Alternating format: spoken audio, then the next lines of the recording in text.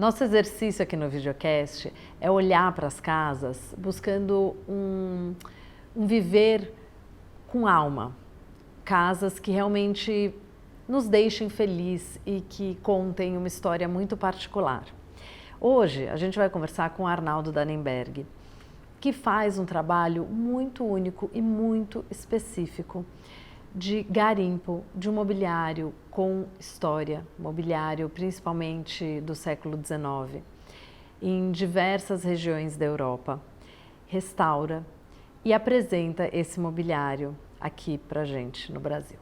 Bom, é um trabalho que já está na terceira geração. O pai dele era antiquário, ele é, e hoje a Paloma e o André, que são filhos do Arnaldo, dão continuidade, também trabalham junto com ele. Então, acho que vai ser uma conversa muito rica. Esse videocast faz parte desse projeto nosso, que é trazer um olhar um pouco mais amplo para o morar. E nessa segunda temporada, a Copa Energia e a VCA Filmes continuam apoiando esse trabalho e viabilizando essas conversas. A Copa Energia é líder no setor que atua aqui na América Latina, levando energia para a grande maioria das casas aqui do Brasil, tanto pela Copagás quanto pela Liquigás. E a VCA Filmes assina boa parte do nosso conteúdo em vídeo e agora também em áudio. Bom, vamos lá para a conversa? Esse é o Em Casa, o videocast do Casa de Valentina. Bom, vou te apresentar um pouco melhor o Arnaldo. Nosso convidado de hoje é o antiquário viajante, curador e pesquisador de mobiliário brasileiro e europeu Arnaldo Dannenberg. A sua história poderia ser facilmente equiparada à de um personagem de literatura europeia do século XIX. Afinal, o seu trabalho envolve vagar pelas cidades europeias com um olhar desperto para as surpresas que pode encontrar no caminho. Advogado de formação, o Arnaldo, ainda jovem, viu no antiquariato uma oportunidade de criar um legado que preza não apenas por adornar os ambientes de diferentes espaços aqui no Brasil, mas também um métier para sua família, que já está na terceira geração de antiquários. Na condição de viajante, ele não apenas descobre o mundo e suas histórias, como também contribui para a educação cultural de outras pessoas. Seja por meio de cursos, de pesquisa e até mesmo incentivando a formação de novos profissionais no restauro na oficina São José, em São Cristóvão, no Rio de Janeiro. Com ele, hoje, a gente vai falar de antiguidade, memórias, viagens e um morar que se transforma a cada dia. E eu vou aproveitar para fazer um convite para você conhecer o livro do Arnaldo. Tem aqui, dividido em dois compilados de história, o viajante e o antiquário. As crônicas são belíssimas, deliciosas. Eu reli recentemente e é sempre uma descoberta diferente. Então a gente vai conversar agora com o Arnaldo e resgatar alguns trechos do livro dele. Arnaldo, no livro você comenta que o móvel antigo conserva a história e transmite memória. E tem um trecho, eu vou ler aqui um trecho do livro que eu acho interessante, porque você conta sobre o navegar entre dois mundos. Sim. Então, eu vou ler 2 parágrafos. Legal. E daí eu vou fazer a pergunta. Ao fundo, um par de tronos ecléticos ganha destaque, esbanjando empáfia, criados no final do século XIX pelas mãos de um diligente marceneiro entalhador na cidade de Lyon. Foram fielmente executados à imagem e semelhança de seu futuro dono, abastado comerciante de tecidos, um senhor Jean-Pierre Benoit. Daí eu vou fazer um recorte e vou para um outro parágrafo. Nessa fria feira de qualquer coisa, resta aos nossos móveis manter a cabeça erguida, espaldar eretos, orgulho e soberba, seus pilares de existência. Quem sabe estarão em breve numa aquecida residência ou ainda no cenário de uma peça teatral. A partir daqui, tudo que lhes pode acontecer será certamente para melhor, ou não. E eu achei tão lindo isso, porque você conta de dois mundos que os móveis viveram e, bem ou mal, você também vive. Eu também vivo e eles... É aquela fria feira de qualquer coisa, né? Quantos mundos tem naquele chão, né? Através dos objetos, dos móveis, cadeiras, mesas e cômodas. E o quanto que eles estão ali apostos para serem resgatados para um novo mundo ou não, ou vão voltar para o depósito, ou vão virar talvez o lixo do lixo, entende? Serão descartados, não sei, isso é uma incógnita. A cada feira existe essa incógnita, entendeu?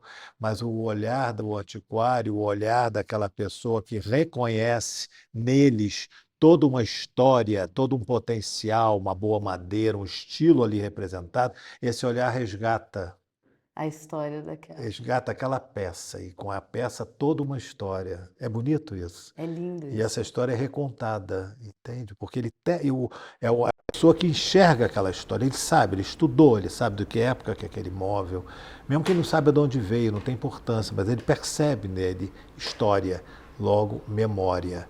Então ele leva para uma nova casa toda uma história vivida, está pronto, apto para viver outra história, com outras pessoas, em outra casa e outros mundos. Eu achei isso lindo. E também eu acho interessante porque fomenta a gente ficar curioso para entender todo esse processo, porque é um processo muito longo. Conta um pouco como é que assim, como que são todas essas etapas? Eu saio daqui do Brasil, né, vou direto para Bordeaux, onde eu tenho o meu depósito, há mais de 20 anos eu tenho esse depósito lá fixo, e aí eu pego o caminhão, que eu sempre alugo, um caminhão grande, e começo a fazer a ronda, né, dos lugares que eu conheço, os comerciantes, os leilões, os particulares que já estão me esperando, porque eu já tenho uma rede, né, de informações e tudo, e vou buscando também numa feira, em muitas feiras, vou muitas feiras maiores, menores, estou sempre ali, você tem que chegar bem cedo, atento, olhar, um olhar de águia, é um olhar de águia, rápido, não pode vacilar muito, entende?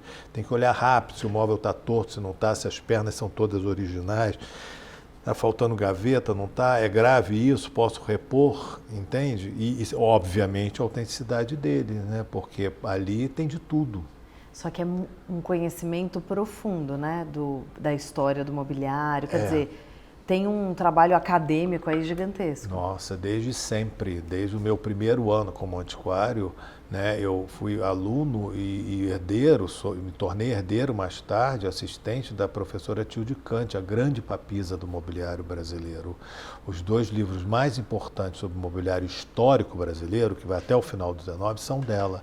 E o segundo eu tive a honra de fazer com ela, ser assistente dela, né? Eu, quando era aluno, eu martelava, Tilde, o século XIX, o século XIX.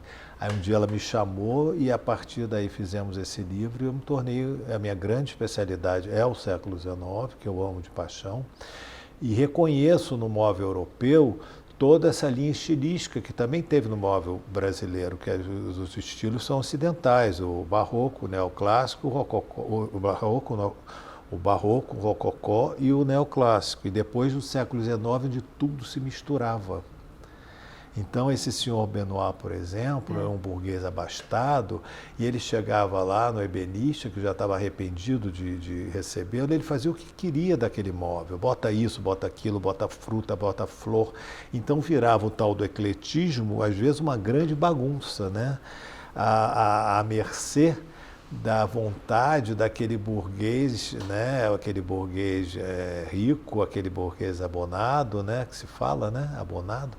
Então ele fazia a própria vontade, ele fazia às vezes também de marceneiro, né, e quem sabe a mulher dele também, na modista, desse muitas ordens, né, e que eram todas cumpridas, dependendo do preço que se pagava.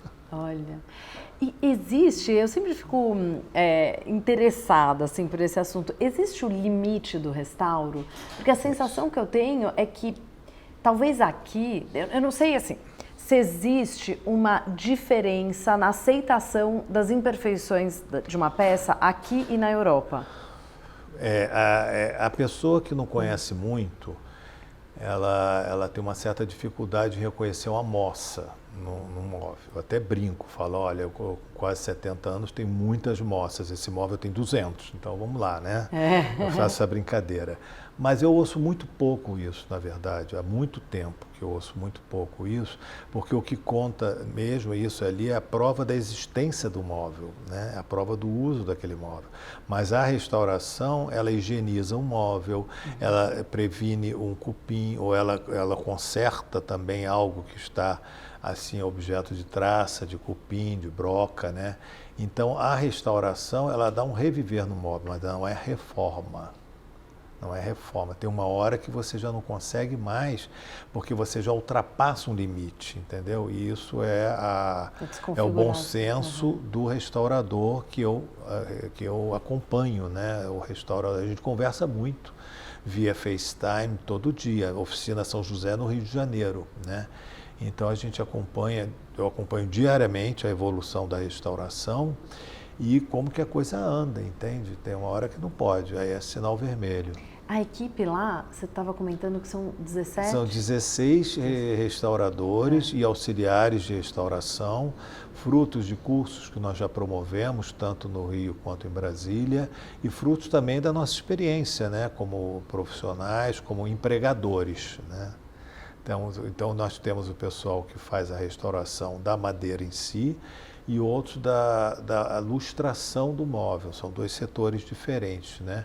E aquele outro que lixa, uma mão de obra mais dura, assim, que lixa também todos os móveis que entram, entendeu? Ou passa uma pequena esponja. Aí varia, dependendo do móvel. A gente estava conversando antes de começar a gravar sobre trazer de novo a alma da peça pelo restauro, né? Que é como se a peça estivesse sorrindo, assim, chegasse feliz.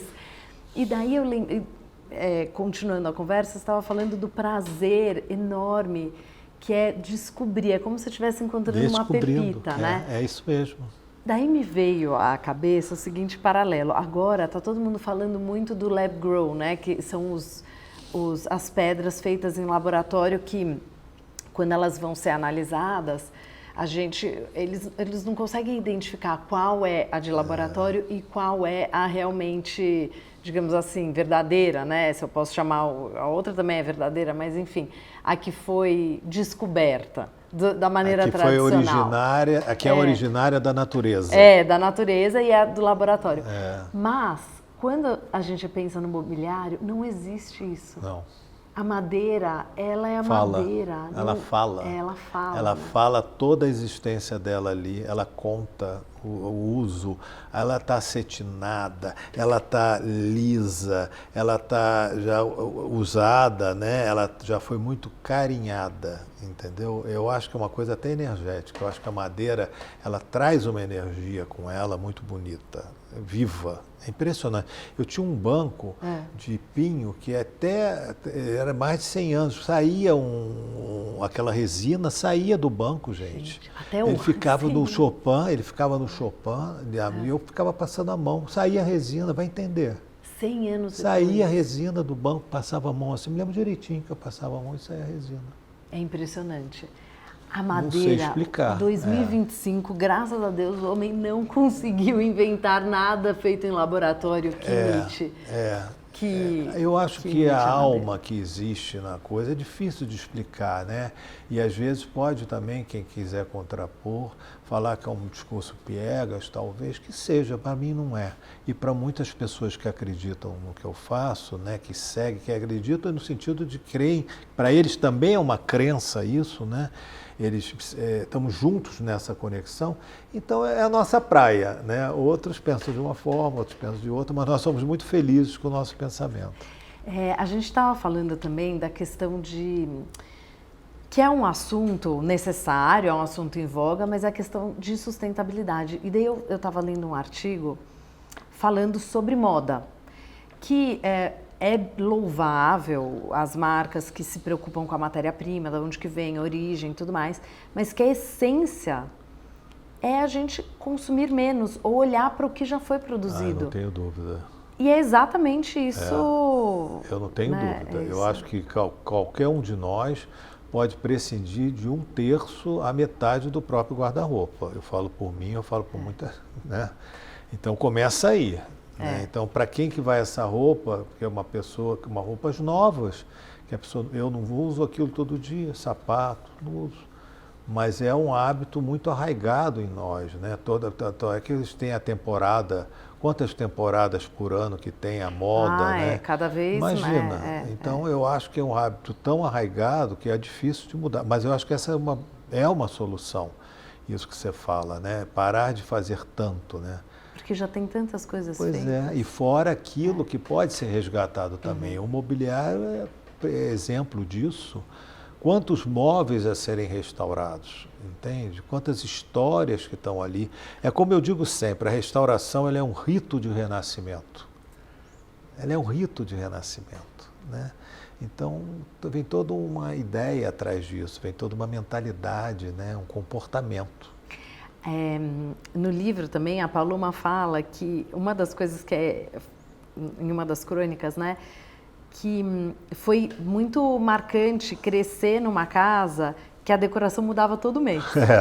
E daí eu queria entender um pouco como que é a dinâmica das casas, da família, na verdade, e se vocês fazem uma pequena coleção ou se o prazer maior é esse entre e sai. Não, isso foi de uma época. Eu me lembro da casa do meu pai, que ele botava muito... O papai era antiquário também, né? Era do Estado e era antiquário. Então ele botava muitas peças no leilão. A gente chegava, cadê? Foi Indio, cadê? Foi pro leilão, voltou outra, entendeu? Era um entre e sai danado. A ponto de, por exemplo, uma peça que eu achava linda, que eu tinha 11 anos de idade, minha irmã 15, tá lá a foto da peça. 25 anos depois eu resgatei essa peça da Dona Arminda, na casa da Dona Arminda, que ela abriu, está aqui na minha casa de São Paulo. Então a gente vivia também, uma vez eu me lembro que eu vendi uma escultura para pagar uma reforma da minha casa, entendeu? Vida de comerciante é assim. Isso faz parte, entende? Fica até gostoso. Claro que há muito tempo, tem peças que nós temos há 40 anos. Essa não vendo. Não entra no ritmo da cobiça, sabe? Já teve uma cadeira, um par de cadeiras do Teatro Lírico que eu comprei, vendi no Rio de Janeiro há mais de 30 anos para uma pessoa que depois veio aqui para São Paulo. 30 anos, eu sempre pensava nessas cadeiras, o par do Teatro Lírico. 30 anos depois eu recomprei dele, olha que loucura. Coloquei no Instagram um amicíssimo meu do Rio de Janeiro. Ele olhou e falou, eu quero. Eu falei, é sua. Olha. Não é o máximo isso? Então a gente faz a coisa circular também. Agora eu tenho na minha casa hoje em dia uma coleção, por exemplo, de cômodas de miniatura que eu não vendo. Não vendo, mas amanhã eu não sei da vida, eu posso dispor, eu não sei, não entende? Não tem aquela coisa assim, não é a joia da coroa da Inglaterra, entendeu? Não é isso, né? A Paloma estava contando, bom, ela fez recentemente um campeonato de pebolim, de totó, né? Totó, verdade, carioca, verdade. Mas é pebolim mesmo. Mas era totó, eu lembro que eu falava, daí eu falava, não, Estamos em São Paulo, é pebolim. E daí, que por sinal, eu me saí muito bem nesse campeonato, fiquei em segundo lugar, se não me engano. Foi uma revelação para mim. Fiquei muito orgulhosa mandando bem mais uma, hein, Dona Lucila? Fiquei muito orgulhosa, cheguei em casa, falei pro meu filho. Legal. E ela contou da história da principal mesa, que foi o último jogo, que era o Maracanã, assim, era enorme a mesa, e que, enfim, a mesa estava basicamente esperando por ela. Isso. Porque ela ia e vinha, Ah, sim, é verdade. E daí ela acabou, enfim, conseguindo fazer a negociação. Isso. E trouxe a mesa para cá. Mas eu achei tão interessante, porque tem uma relação maior com o móvel, que não é só uma relação única e exclusivamente comercial. Parece que o móvel te chama, a gente acaba dando ânimo a ela, olha essa cadeirinha bonitinha, não sei o quê, as piquititas, aí eu chamo, eu dou nome, entendeu? É muito gostoso, é uma relação muito pessoal com o nosso trabalho, entende? Muito visceral até, para mim é completamente visceral. Entende? Eu falo de móvel, eu falo de bem-estar, móvel antigo, né? Eu falo do bem-estar, eu falo da boa maneira, da boa pátina, eu falo da memória, quantas histórias lindas passaram por aí, outras nem tanto, mas que são superadas, entende? E então, que fazem parte, né? A vida é isso. A vida é essa, né? E a gente está falando, né, de tempo, de... quando você foi convidado pelo seu pai para trabalhar, você era advogado? Eu era advogado. Exercia a do advocacia. escritório paulistano, Pinheiro Neto. Pinheiro Neto. Pinheiro Neto. Trabalhei lá 5 anos como estagiário, depois 2, 3 como advogado, e o papai me chamou. E como é que foi?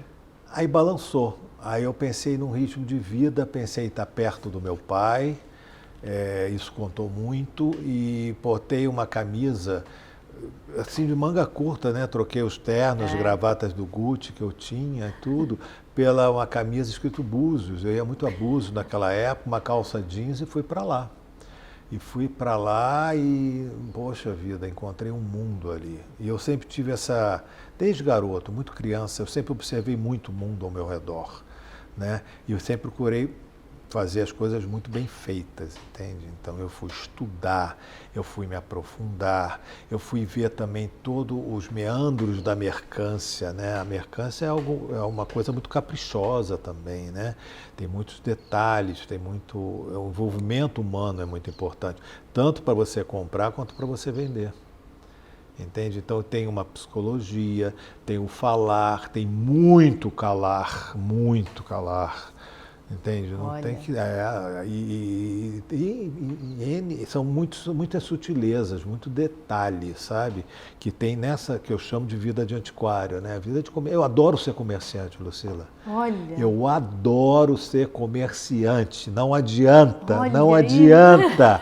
Eu não vou me dispor com ninguém, eu não quero assunto. Claro que se for uma coisa grave, a gente vai botar limites. Claro, Mas de resto, você pode colocar a conversa numa maneira que você pretende, sabe? Você pode conduzir para que a coisa saia bem. O que poderia ser, às vezes, uma coisa chata com o cliente, não é, porque você não deixou chegar até lá, entendeu? Você ditou um ritmo.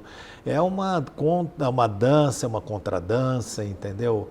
E isso me dá E comprar, olhar aquela peça, depois olhar aquela peça restaurada, restaurada na casa da pessoa, uau. É um prazer enorme. Ela sai de lá de cima, né, com outro hemisfério, vem para cá. E como é que foi para a Paloma e para o André? Foi também natural? Assim, houve esse convite? Houve o momento do convite? Houve o convite da parte de mim e da minha mulher, Kátia, né? Somos casados há 43 anos. E a gente já tinha começado a pensar nessa coisa de sucessão. Convidamos, a Paloma pegou, ela era jornalista, né? Ainda mas exercia o jornalismo. A Paloma pegou e se tornou gerente geral do Antiquário. Entende? A parte de finanças, a parte toda da logística, de tudo que envolve o assunto. O André, mais tarde, formou-se em arquitetura, ele é mais novo que ela. Mais tarde ele se formou em arquitetura, sempre acompanhando a gente na Europa, Paloma, todos os filhos sempre garimparam a vida inteira. E ele estava no Vietnã quando ele deu um insight nele dele vir para o Brasil, que ele já tinha trabalhado comigo N vezes. N vezes. Era garoto, ia lá ver nas férias se o móvel, fazia a relação do móvel, conferir tudo. Porque eu sou neto de português, entendeu? Então o trabalho é a fonte da nossa vida, entende? De todas as formas, entende? Então a gente obedece esse rito, né? A gente é muito fiel a isso, né? Para mim... Você me chama para jogar golfe, eu falei, não vou, sabe, entendeu? Não sei, que bom quem joga, que bom que é bacana, mas eu vivo muito assim... Trabalho, é um signo meu, né? E aí o André, mais tarde, encabeça hoje em dia, me ajuda, né? Ele está lá, fazendo a parte dele muito bem feita, no Arnaldo Dannenberg Collection. Né? Ele se tornou um homem muito erudito, gosta muito de ler a história da França, ele lê em francês, ele lê em inglês facilmente, e ele dá palestras sobre isso também, tem toda uma vivência cultural importante e uma vivência comercial também, que é importante, né? Porque essas contas têm que ser pagas, né? Eu, inclusive, vou fazer um convite aqui para quem estiver assistindo, depois entrar no Insta. Porque lá o André faz vários vídeos. Sim. Então é muito legal. É um conteúdo muito didático.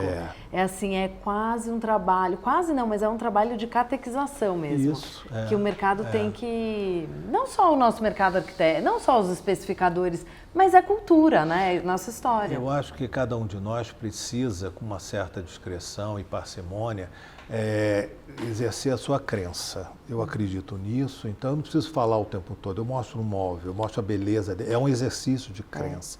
Volta e meia eu falo de um estilo e o André faz a mesma coisa. Entende? A gente exerce a nossa crença, a gente acredita nisso. Então esse é o nosso jardim, é o mundo que a gente consegue dar conta, entendeu, Lucila?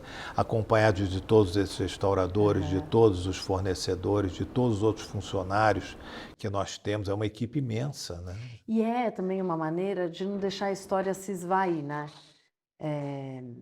A história precisa ser lembrada. E cada minuto que você lembra, você se identifica também com aquilo, entende? Você traz consigo a sua avó, o seu bisavô, está tudo no teu DNA.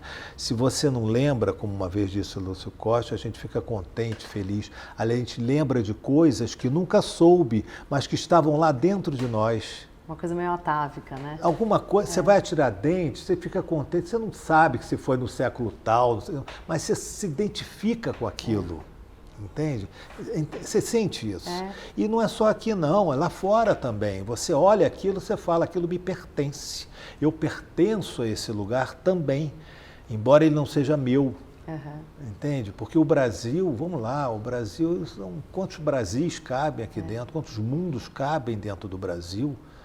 Desde a sua origem, originariamente indígena, se você vai falar de Brasil, é índio. Mas quantos mundos cabem nesse Brasil? É um país que tem a forma de coração, olha que coisa bonita, né? E conhecer a história desse mobiliário, que é um recorte específico, é tão necessário quanto conhecer a história originária. Quer dizer, são histórias complementares, né? Elas andam juntas, entende? A história em si, os grandes eventos, as grandes batalhas, os governos, o que pensavam. E como nossa querida Mary Del Priore, a nossa historiadora Mor, fala, a história do homem comum.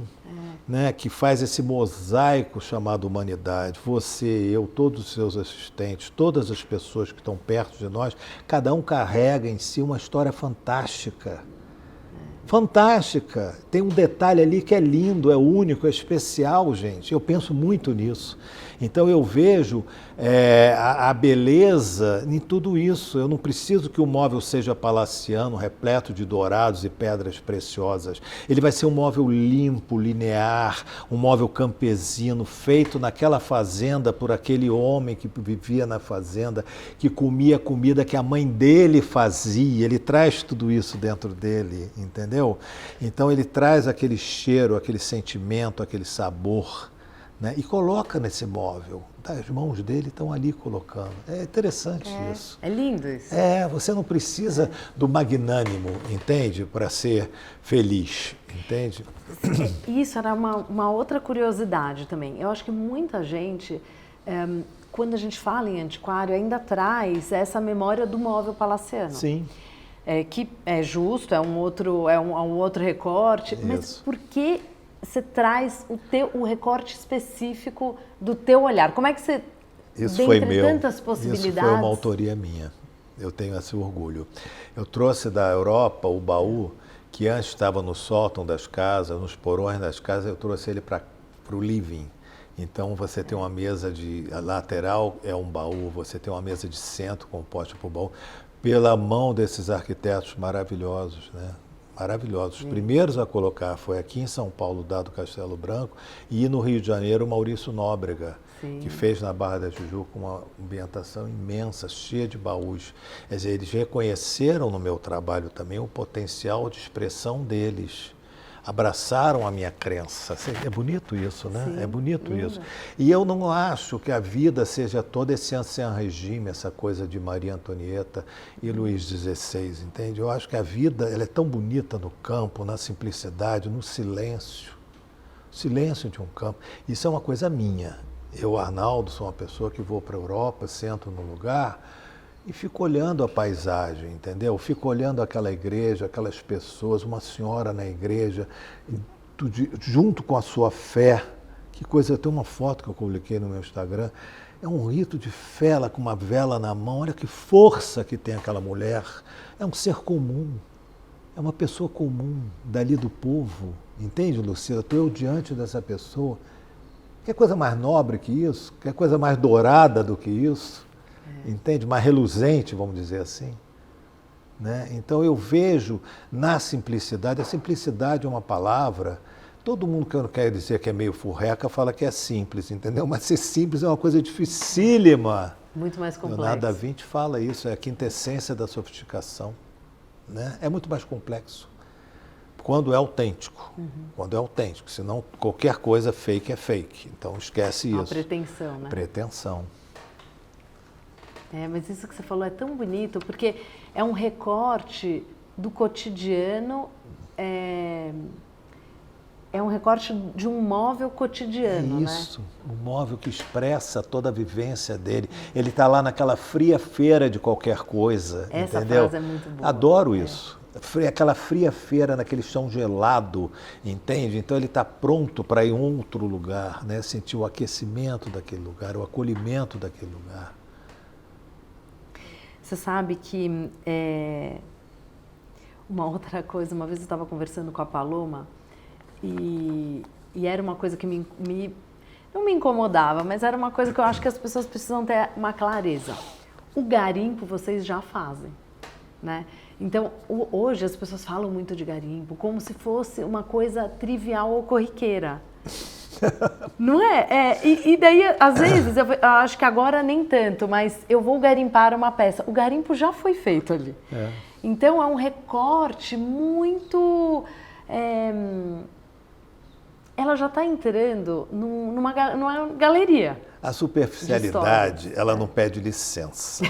Ela abraça todas as conversas, ela abraça todos os procedimentos, ela vira dona de toda uma história de alguém, entendeu? Se essa história está fazendo sucesso, ela vai atrás dela, seja garimpo, seja isso, seja aquilo. Então a superficialidade, ela é muito abusada, é muito enxerida, entendeu? Quando a pessoa vive, o que ela vive, seja o que for, ela é uma doceira, ele é um alfaiate, ele não vai, você não vai ser aquilo.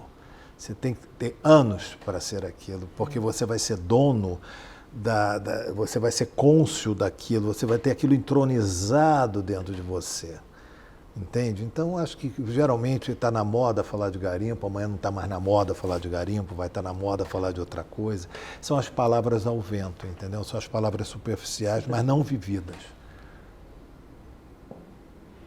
Uau! Não é Você isso. percebe, Lucila, você conhece o mundo, você percebe, isso aqui é uma conversa encomendada, está na moda agora, então vamos embora. Né? Não dá. A pessoa não cumprimenta o porteiro, aí fica falando que tem que falar direito com as pessoas, entendeu? Oi. Ela não vive o que ela fala. É claro, é superficial. Ai, Arnaldo, é tão bom conversar com você. Olha, eu estou falando a mesma coisa aqui para mim, pensando a mesma coisa. A sua fala, fora que é uma terapia, porque a sua fala mansa, calma. É impressionante. Agora eu vou usar a Lucila. Então eu vou falar isso para as crianças, porque eles falam que eu não tenho uma fala mansa com eles. Não, mas às vezes não tem que ter mesmo. Às vezes tem que ter uma fala bem firme, até porque você educa muito bem os seus filhos, eu tenho certeza. E exige essa fala firme mesmo. Às vezes é preciso. Mas que prazer, que prazer, que prazer. Obrigado a você. É sempre uma aula. Eu acho importante as pessoas pensarem, em primeiro olharem com carinho para o que está ao entorno, pensarem nas histórias que estão envolvidas. Eu acho interessante pensar nesse movimento do mobiliário, que é um mobiliário que viveu tempos áureos e daí está na fria feira de qualquer coisa e que retorna às vezes para um tempo inimaginável, né? Volta para tempos de fartura. E como que é navegar isso? Eu acho que assim, você, a Paloma e o André, todo mundo faz isso com 3 gerações, né? Com muita verdade. Com muita verdade. Com muita verdade, com a humildade que você precisa ter para você ser bem-sucedido em qualquer coisa. Né? E é um grande encontro consigo mesmo, antes de qualquer coisa, de qualquer pessoa. entende? Esse grande encontro consigo mesmo faz você viver muito melhor. E eu fico muito feliz de ter a minha fala reconhecida por você, de ter a minha fala amplificada pelo seu vasto potencial comunicativo. Muito obrigado. E eu me fico honra muito feliz me honra em muito. estar Obrigado. aqui, você ter aceito o convite. Obrigada. Obrigado. É sempre um prazer enorme conversar com o Arnaldo. Que ele fala da verdade que ele traz no trabalho dele, eu acho que é muito real isso e transparece com muita clareza quando ele fala ou quando os filhos falam. E eu acho interessante a gente perceber e entender o mobiliário de época como uma maneira da gente carregar uma história e preservar uma história. Enfim, adorei essa conversa. Quero agradecer novamente a Copa Energia e a VCA Filmes por tornarem o projeto do videocast possível.